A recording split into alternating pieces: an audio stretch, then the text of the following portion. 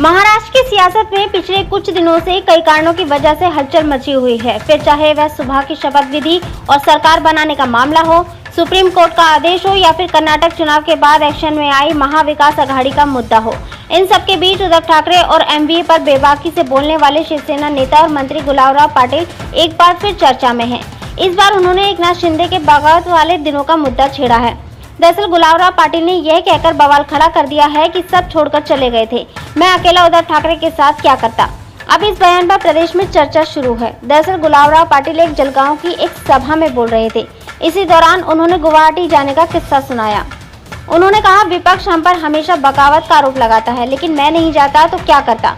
मैं कोई पहले नहीं गया था, मुझसे पहले 32 विधायक उद्धव ठाकरे को छोड़कर जा चुके थे।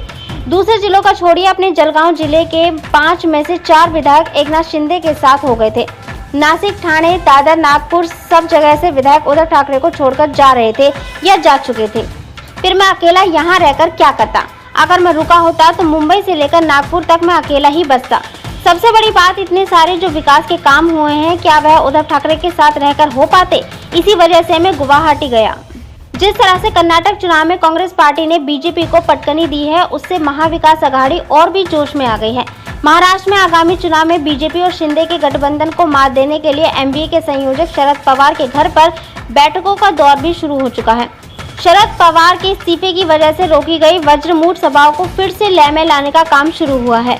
इसके अलावा उद्धव ठाकरे में प्रति जनता के बीच में सहानुभूति की लहर भी पैदा हो रही है, जिससे खासतौर पर शिंदे के साथ गए विधायकों में खलबली मची हुई है। उन्हें अगले चुनाव में अपनी जीत काफी मुश्किल नजर आ रही है। ऐसे में उनके विधायक और मंत्री अभी से जनता के बीच जाकर उन्हें यह समझाने का प्रयास कर रहे हैं कि उन्होंने बगावत क्यों की थी।